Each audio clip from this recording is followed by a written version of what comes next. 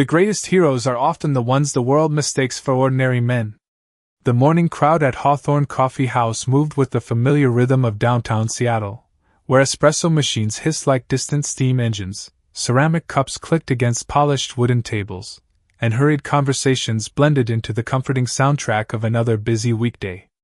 Sunlight poured through the tall front windows, stretching long golden reflections across the floor while the scent of fresh roasted beans wrapped around every customer who stepped inside. Ethan Walker stood quietly near the pickup counter, wearing faded jeans, a clean navy work shirt, and a weathered brown jacket that had seen better days. His left hand carried a paper bag holding a blueberry muffin, while his right balanced 2 cups of hot chocolate that his 10-year-old daughter Olivia insisted tasted better than anything money could buy. He checked his watch with a patient smile. School started in less than 30 minutes, and he never liked making Olivia late. Across the room, black SUVs eased to the curb outside, drawing curious glances from pedestrians. Moments later, Victoria Sterling entered surrounded by assistants, attorneys, and security personnel. At 36, she carried herself with the confidence of someone accustomed to making billion-dollar decisions before breakfast. Every conversation around her seemed to pause without anyone asking it to. Her tailored cream business suit, polished heels, and calm expression reflected years of discipline and success, yet there was also an invisible wall that kept everyone at a careful distance. Marcus Kane, her lead bodyguard, followed 2 steps behind, scanning exits, windows, and every unfamiliar face with the quiet instincts of a man who had spent decades trusting preparation more than luck. Ethan noticed the growing crowd but simply shifted slightly to make room for others. Olivia had texted him that morning asking for extra whipped cream on her drink because she had aced her spelling test the day before. That thought made him smile to himself. As Victoria turned toward the pickup counter, one hurried assistant brushed against another customer, causing a fresh latte to tip unexpectedly. A splash of coffee landed across Victoria's sleeve. Silence spread through the cafe almost instantly. Startled and embarrassed, Victoria spun toward the nearest person standing beside her. Before anyone could explain what had actually happened, emotion overtook judgment. She struck Ethan across the face with a quick open-handed slap born from frustration rather than cruelty. Gasps filled the room. Several customers froze with phones halfway out of their pockets. Ethan neither stepped forward nor argued. He slowly steadied the 2 cups of hot chocolate before a single drop could spill, glanced briefly toward the floor, then calmly said, "It's all right. Your morning looks harder than mine." His voice carried no anger, only quiet restraint. Victoria blinked, almost surprised by the absence of confrontation, but pride kept her silent. Ethan adjusted the paper bag under his arm, nodded politely, and turned toward the door as though protecting his daughter's breakfast mattered far more than protecting his own pride. Marcus watched him leave, but something unexpected caught his attention. As Ethan pushed open the heavy glass door, the collar of his jacket shifted just enough to reveal a narrow scar running behind his right ear and disappearing beneath his hairline. Marcus stopped breathing for the briefest moment. His eyes widened, not with fear, but with recognition buried beneath years of forgotten memories. Somewhere deep inside his mind, beneath old battlefields, fading radio calls, and faces he had spent years trying never to lose, that scar belonged to someone who was never supposed to be standing inside an ordinary coffee shop. Ethan Walker stepped out into the cool Seattle air as though nothing unusual had happened. The city was already awake. Buses sighed to a stop along the curb, bicycles rolled past rows of brick storefronts, and a light breeze carried the scent of rain that always seemed to linger somewhere above Puget Sound. He glanced down at the paper bag in his hand before checking the 2 cups once more. The whipped cream still sat perfectly on top. That mattered more than anything else. His old blue pickup waited across the street beneath a maple tree whose leaves shimmered in the morning sunlight. The truck had nearly 200,000 miles on the odometer, a dent above the rear wheel, and a heater that only worked when it felt generous. But Ethan smiled as he opened the passenger door because to Olivia it was simply Dad's truck, and that made it special. 10 minutes later he pulled into the drop-off lane at Cedar Ridge Elementary. Olivia rushed toward him with her backpack bouncing against her shoulders, her blonde ponytail dancing behind her. She climbed into the truck, accepted the hot chocolate with both hands, and immediately noticed the faint red mark on his cheek. She tilted her head. "Daddy, did something happen?" Ethan gave the same gentle smile that had carried both of them through years of difficult mornings. "Someone had a rough start to the day. That is all." Olivia frowned for only a second before nodding. She had learned long ago that her father never spoke badly about other people, even when he easily could have. Instead, she reached across the seat, straightened the collar of his jacket, and quietly said, "It still looks like it hurt." Ethan chuckled softly. "Not nearly as much as spilling your hot chocolate would have." That earned the laugh he had hoped for. They spent the drive talking about spelling tests, science projects, and the stray golden retriever that sometimes wandered past the school playground hoping for treats. Ordinary conversations had become Ethan's favorite luxury.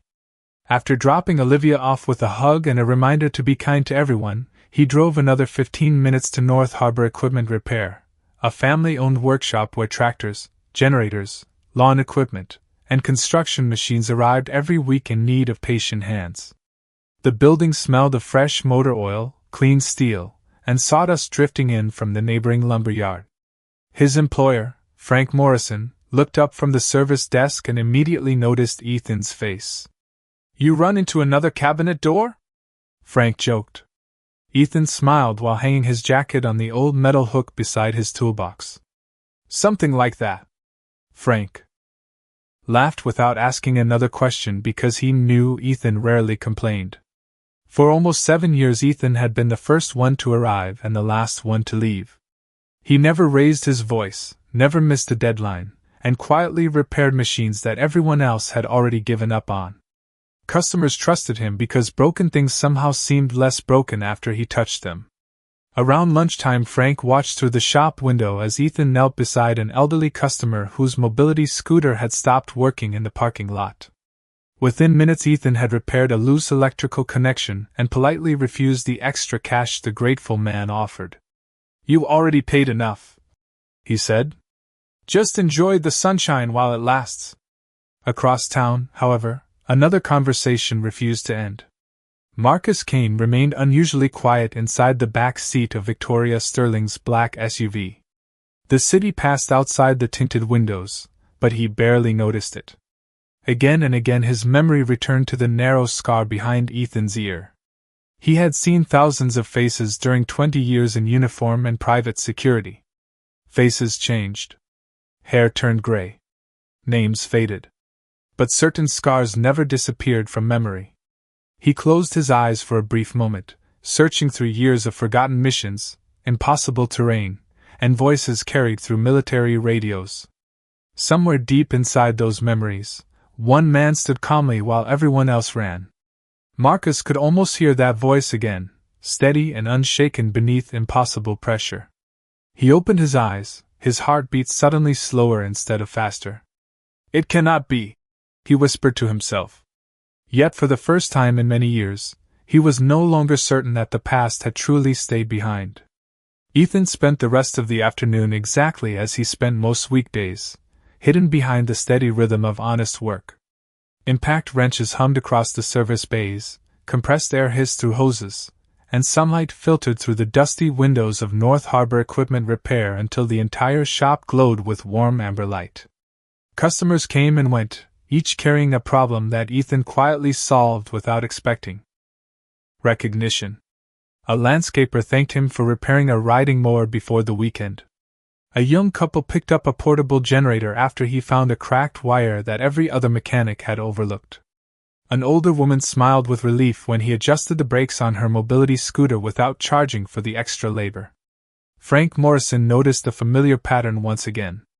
Ethan always treated every person with the same respect whether they arrived driving a luxury sport utility vehicle or an aging pickup held together by faded paint and determination. There was something about him that made people feel seen. He listened before he spoke. He fixed what could be fixed. He never mentioned the difficult parts of his own life. As evening approached, Ethan closed his toolbox, washed the grease from his hands, and picked up Olivia from her after-school music club. She climbed into the truck carrying a stack of colorful drawings and immediately began telling him about rehearsals for the upcoming spring concert. Ethan listened with complete attention, asking questions that made her smile wider after every answer. They stopped at a neighborhood grocery store where Olivia insisted on choosing apples that looked imperfect because, in her words, they probably get picked last. Ethan laughed quietly and placed the bruised apples into their cart without saying another word.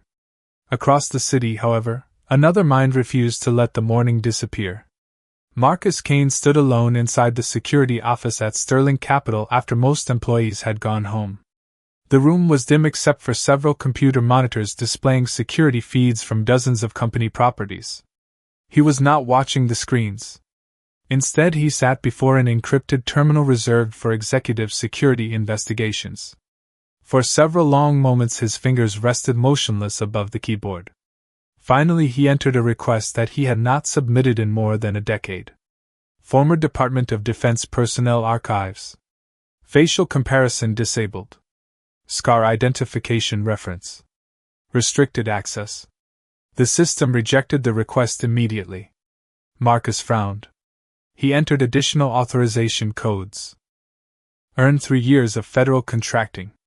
This time the database opened another layer. Thousands of records appeared. Most contained nothing useful. He refined the search. Right side of neck. Behind the ear. Surgical scar. Estimated age early 40s. Former special operations personnel. The search narrowed dramatically. Marcus leaned closer to the monitor. One file after another flashed across the screen. None matched the face he remembered. He almost closed the database when one classified entry appeared without a photograph. Identity partially restricted. Service record sealed. Status listed as retired under extraordinary circumstances. The name displayed only for a brief second before additional clearance was requested. Ethan Walker. Marcus felt the hairs rise along his arms. He whispered the name aloud as though hearing an echo from another lifetime. Ethan Walker. The name unlocked memories that had remained buried beneath years of discipline. A cold mountain sunrise. Heavy fog drifting across broken stone. The sound of helicopters somewhere beyond the clouds. One calm voice speaking through a radio with absolute confidence while everyone else struggled to remain composed. Marcus rubbed his forehead. It could not simply be coincidence. Yet the man he had watched repairing lawn equipment that afternoon carried himself with exactly the same quiet patience as the man those memories refused to forget. Before he could request deeper access, another notification appeared across the monitor. Classified record requires executive military authorization. Access denied? The file disappeared. Marcus remained seated in silence long after the screen returned to its ordinary blue background. He no longer wondered whether he had recognized the scar correctly. His only question now was why a man connected to one of the most restricted military files he had ever encountered was living an ordinary life as a mechanic, and raising his daughter without asking anyone for recognition. Somewhere beyond the office windows, the city lights flickered to life one building at a time, and Marcus realized the answers he sought would never be found inside another database. Early the next morning Marcus Kane arrived at Sterling Capital nearly an hour before anyone else. The lobby was silent except for the soft hum of climate control and the distant sound of elevators beginning another business day. He carried a cup of black coffee that had already gone cold because his attention remained fixed on one question that refused to leave his mind. Who was Ethan Walker before he became an ordinary mechanic? Marcus had spent an entire career separating instinct from emotion, and his instincts had rarely been wrong. He knew there was another way to reach the truth. If the digital archives refused to answer him, someone from the old days might. He stepped into a secure conference room, closed the door, and dialed a number he had not used in almost 8 years. After several rings, an older voice answered with calm authority. "Colonel Daniel Brooks speaking." Marcus straightened instinctively even though no one could see him. "Sir, this is Marcus Kane." A brief silence followed before the colonel answered with unexpected warmth. "Marcus. It has been a long time."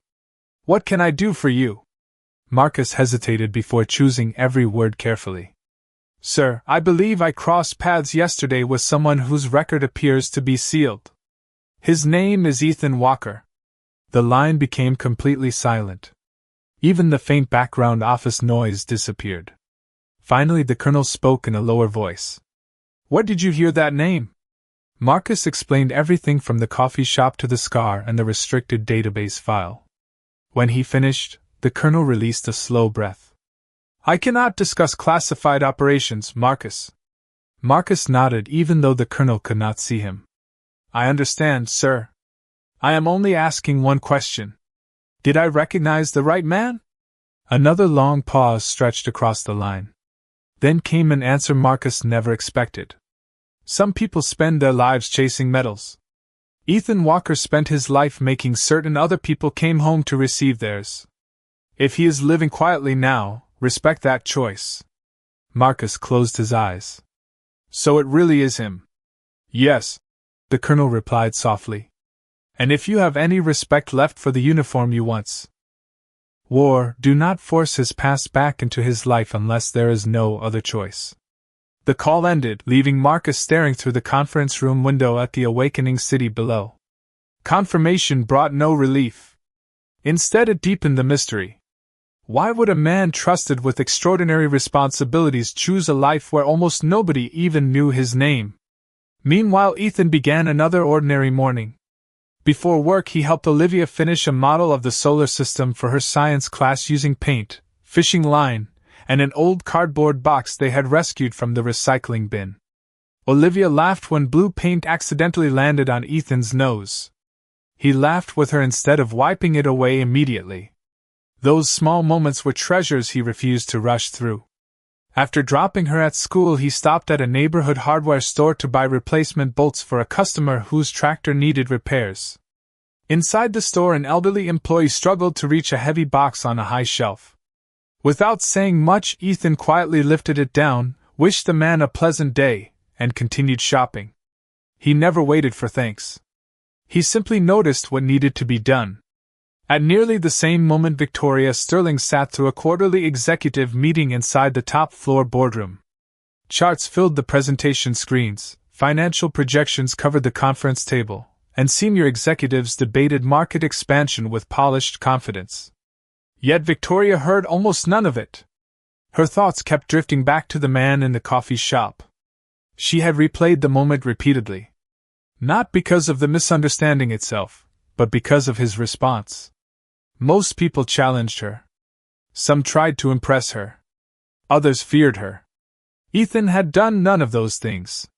He had protected 2 cups of hot chocolate as though they mattered more than his own pride. She quietly interrupted the presentation. Marcus. He looked toward her. Yes, ma'am? She hesitated before speaking. Yesterday morning? The man at the coffee shop. Did your team identify him? Marcus met her eyes for only a moment before answering with complete honesty. Not yet, ma'am. But I believe we will soon. Discover that he is not the kind of man people should judge by first impressions. Victoria frowned thoughtfully. Something in Marcus's voice had changed. It carried neither suspicion nor curiosity. It carried respect. And for reasons she could not yet explain, that single word unsettled her more than any financial crisis ever had. Early Saturday afternoon, the clouds drifted slowly above Seattle, softening the sunlight into a pale silver glow that reflected across quiet streets still damp from an overnight shower. Ethan Walker had promised Olivia they would spend the afternoon together after finishing a few errands, and to him that promise carried more importance than any schedule or deadline. They wandered through the neighborhood farmers' market where musicians played gentle acoustic melodies near the entrance, and children laughed while chasing soap bubbles floating through the cool air. Olivia stopped to admire handmade birdhouses painted in bright colors while Ethan patiently listened as she explained which one she believed bluebirds would like best. He bought the smallest one without telling her, quietly asking the vendor to wrap it so she could discover it later at home. It was another ordinary day. Exactly the kind of life Ethan had chosen. Peace had become his greatest success. Several blocks away, a dark sport utility vehicle rolled slowly through traffic. Marcus Kane sat behind the wheel instead of assigning another member of the security team because this was no longer part of his official responsibilities. He had not told Victoria where he was going. Something inside him insisted this meeting belonged to one veteran and another, not to executives or corporate investigations. As he turned onto Maple Avenue, he immediately spotted the familiar blue pickup parked beside the market. Ethan stood near a flower stand listening with complete attention as Olivia excitedly described the difference between sunflowers and daisies. Marcus remained inside the vehicle for several moments, watching quietly. The classified records, the colonel's warning, and the scar behind Ethan's ear all suddenly seemed less important than the simple image before him. Here was a man who had every reason to demand recognition, yet his entire world revolved around making one little girl smile. Marcus stepped out, adjusted his jacket, and walked toward them with measured confidence. Ethan noticed him almost immediately. Their eyes met before Marcus spoke a single word. There was no surprise on Ethan's face, only calm awareness, as though he had expected this conversation eventually. Olivia looked between the two men. "Daddy, is he your friend?" Ethan smiled gently. "I think we are about to find out." Marcus stopped several feet away. He looked at Olivia first. "Good afternoon, young lady," she answered with the polite confidence her father had taught her. "Good afternoon, sir." Marcus nodded with quiet respect before turning back toward Ethan. "Would you mind if we talked for a minute?" Ethan glanced toward Olivia. "Sweetheart, would you like to look at the books inside that little shop? I will be right outside." Olivia happily skipped inside after receiving permission. Marcus waited until she disappeared through the doorway. For a long moment neither man spoke. The sounds of the market continued around them. Wind stirred the nearby flags. Someone laughed in the distance. Finally Marcus took one slow step forward. His shoulders straightened by instinct rather than ceremony. Without hesitation he raised his right hand in a perfect military salute. Several nearby shoppers glanced toward him with mild curiosity, unaware they were witnessing something deeply personal. Ethan looked at the salute for a quiet moment before slowly returning it with equal precision. There was no pride in the gesture, only mutual respect earned long ago. Marcus lowered his hand first. His voice carried unmistakable emotion. "I knew I recognized the scar. I never thought I would see you again, sir." Ethan released a slow breath and gave a faint smile that carried both gratitude and sadness. "There is no need for that title anymore, Marcus." Marcus gently shook his head. "With respect, there always will be." Ethan looked toward the bookstore window where Olivia smiled while flipping through a picture book, completely unaware of the conversation outside. "My daughter does not know that part of my life," Ethan said quietly. "To her, I am only her father. I would like to keep it that way." Marcus nodded immediately. "You have my word." Ethan studied him for another moment before extending his hand. Marcus accepted it firmly. No cameras recorded the moment. No medals were presented. No crowd applauded. Yet, in that simple handshake, two men silently honored a past that neither of them intended to place above the quiet gift of the ordinary life standing only a few feet away behind the bookstore window.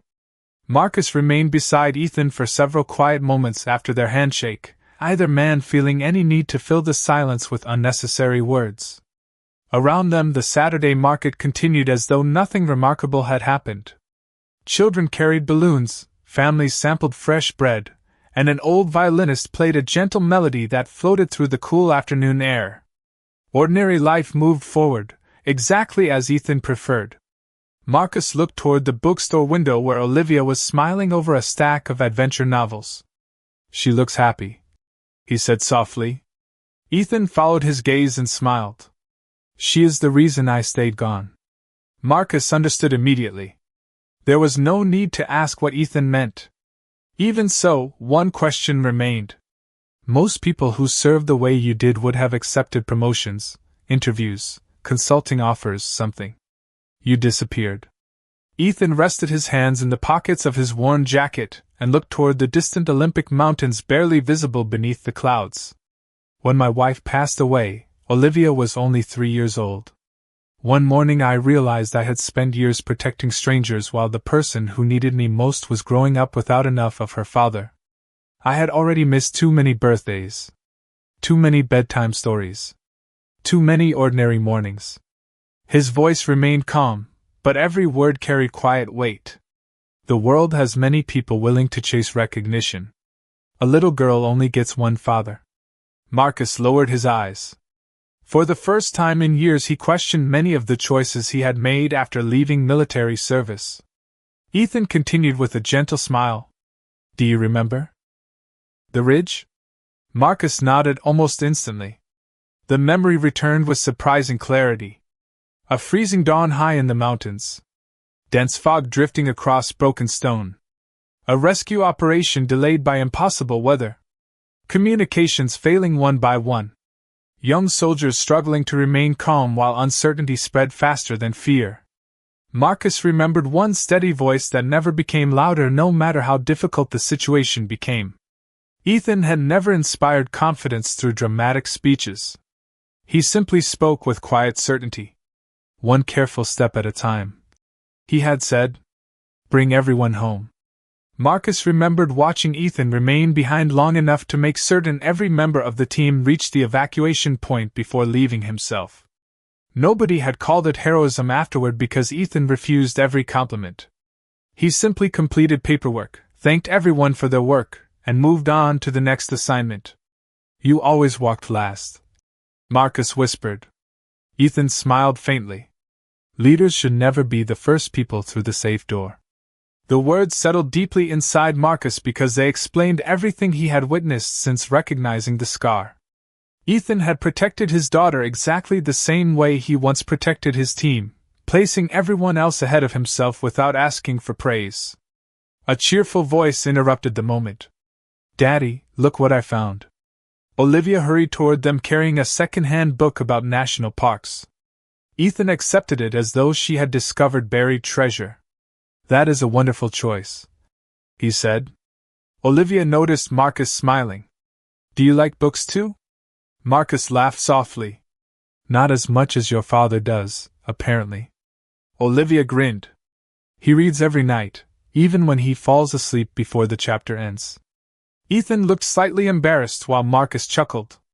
The image before him felt almost unbelievable. The man whose name had once circulated only through secure channels now worried more about library books than legendary accomplishments. As Olivia wandered toward a nearby display of handmade bookmarks, Marcus quietly reached into his wallet and removed an old photograph that had faded.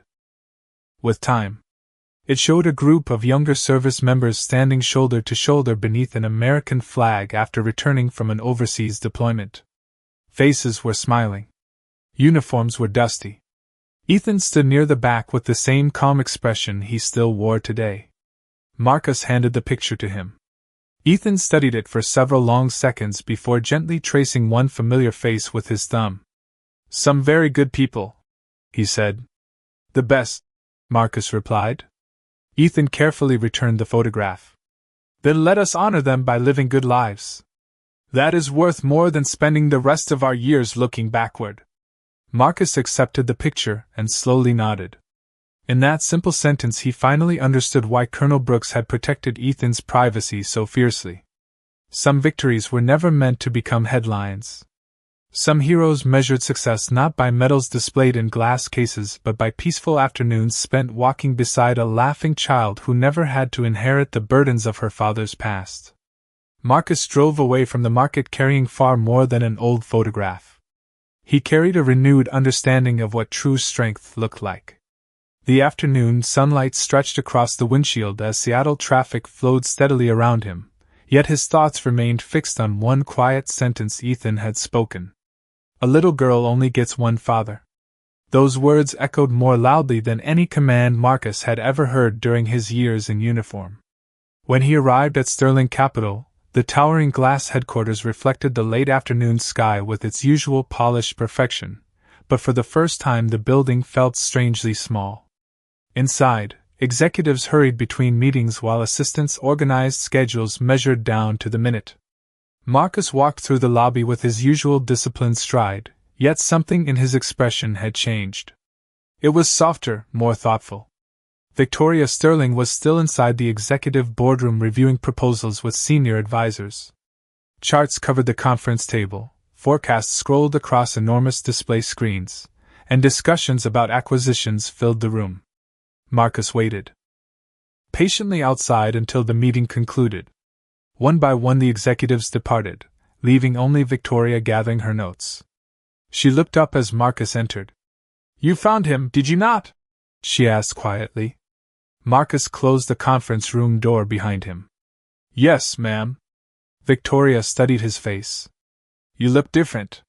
He considered that observation for a moment before answering. "Perhaps I am." She placed her tablet on the table and folded her hands. "Tell me who he really is." Marcus remained silent for several seconds. He remembered Colonel Brooks asking him to respect Ethan's privacy. He also remembered Ethan trusting him with a handshake and a promise. Carefully choosing every word, he finally spoke. "He is exactly who you saw that morning. A devoted father. An honest mechanic. A man who quietly helps people every day." Victoria frowned. "That is not the answer you are avoiding." Marcus met her eyes calmly. "No, ma'am. It is the most important answer." The room fell silent. Outside the floor-to-ceiling windows, evening sunlight painted the skyline with shades of gold and amber. Victoria slowly walked toward the glass, looking down at the busy streets below. "When I replay that morning," she admitted softly, "I do not remember the coffee anymore. I remember his face after I reacted. He did not look angry. He looked concerned that the drinks might spill." Marcus nodded. "They were for his daughter." Victoria closed her eyes briefly. That simple fact landed with surprising weight. She imagined a little girl waiting for hot chocolate, while her father quietly absorbed a stranger's mistake without creating another one. "Marcus," she said after a long pause, "have you ever known someone whose dignity made you question your own?" He answered without hesitation. "Yes." She turned toward him. "Is he one of those people?" Marcus gave a slow nod. "Very much so." Victoria returned to the conference table and sat down, no longer looking like the confident executive who commanded billion-dollar negotiations. Instead, she looked like someone honestly searching herself. "Can you tell me one thing?" she asked. "Only if it does not betray his trust." Marcus thought carefully before speaking. "I can tell you this.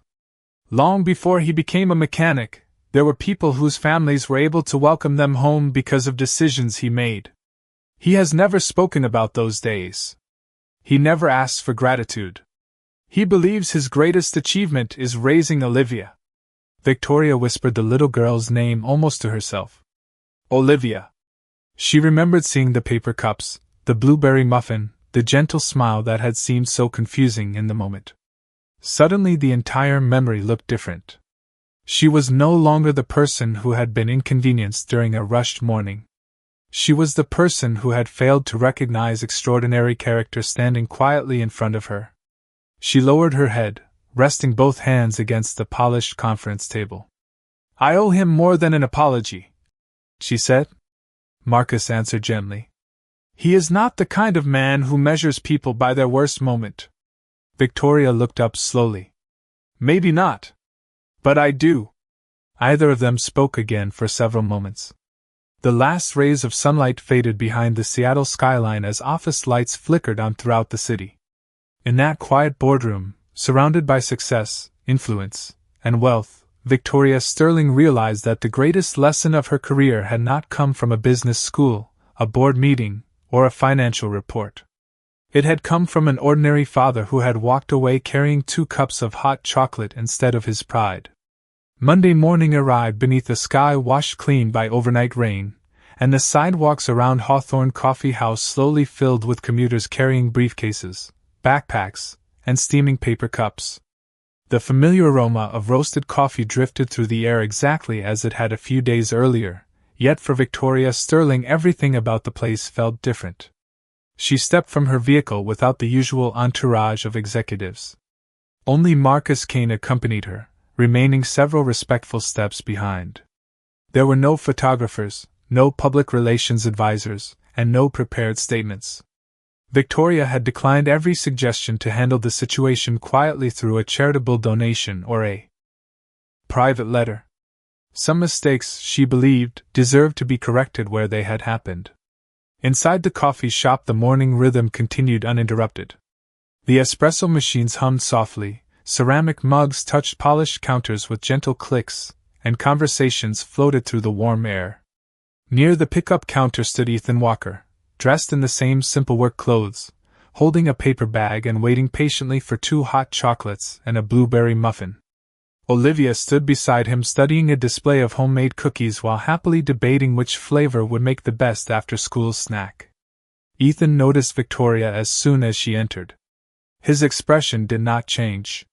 He simply offered a polite nod before returning his attention to Olivia, asking whether she had remembered her science project. Olivia smiled proudly and assured him that she had. Victoria paused several feet away, taking a slow breath before speaking. "Mr. Walker?" Ethan turned toward her. "Good morning." There was no resentment in his voice, only quiet courtesy. That simple kindness made her next words even more difficult. Several customers gradually sensed something unusual and lowered their conversations without anyone asking them to. Even the barista behind the counter slowed for a moment, while preparing another drink. Victoria looked directly at Ethan. "I came here because I owe you an apology, and I believe it should be spoken in the same place where I failed to treat you with the respect every person deserves." The coffee shop became almost completely silent. Ethan remained still, listening without interruption. Victoria continued, her voice calm but sincere. "I allowed one careless moment to become an unfair judgment. I reacted before I understood what had happened, and I embarrassed a man who had done nothing wrong. I cannot change that morning, but I can acknowledge that my actions were wrong. I am truly sorry." Ethan looked at her for several quiet seconds before answering. "Thank you for saying that." Victoria blinked, almost surprised by the simplicity of his response. "That is all?" she asked softly. Ethan smiled gently. "An honest apology should never have to compete with anger." Olivia looked up at her father with quiet admiration. Marcus watched the exchange without speaking, recognizing once again the extraordinary calm that had always defined Ethan's character. Victoria lowered her eyes briefly before looking toward Olivia. "Your father raised you with someone very special to learn from." Olivia smiled. "He says everybody has bad days. What matters is what we do afterward." Those innocent words settled gently over everyone listening. Ethan rested a reassuring hand on his daughter's shoulder. "People deserve room to become better," he said quietly. "If nobody was ever forgiven, none of us would have much hope." Victoria felt her eyes grow warm. During years of leading companies and negotiating complicated business deals, she had learned countless lessons about leadership, strategy, and success. Yet no executive seminar had ever taught humility as clearly as the man standing before her with a paper bag holding breakfast for his daughter. The barista finally placed the 2 hot chocolates on the counter. Ethan thanked her, carefully picked them up, and turned back toward Victoria. "Take care of yourself," he said kindly. "And do not be too hard on the person you were. Just keep becoming the person you want to be." Victoria nodded slowly. "I will." Ethan and Olivia walked toward the door together, their reflections briefly catching the morning sunlight streaming through the front windows before disappearing onto the busy Seattle sidewalk. No applause followed them. No headlines announced what had happened. Yet everyone inside the coffee shop seemed to understand they had witnessed something rare. They had watched pride give way to humility, and they had watched forgiveness answer sincerity without demanding anything in return.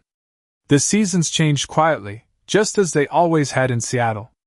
Spring gave way to early summer, flowers brightened neighborhood sidewalks, and warm afternoon sunlight lingered a little longer across the city each evening. Life settled back into its ordinary rhythm, yet something important had changed in the hearts of everyone touched by those unexpected moments inside a small coffee shop. Ethan Walker continued repairing engines at North Harbor Equipment Repair, arriving before sunrise with the same worn toolbox and the same steady smile. Customers still knew him as the dependable mechanic who never recommended repairs people did not need. Children still waved when they saw his old blue pickup rolling through town. Every afternoon he still arrived at Cedar Ridge Elementary a few minutes early because, in his words, no child should wonder whether someone was coming for them. Olivia continued growing into the kind, thoughtful young girl her father hoped she would become.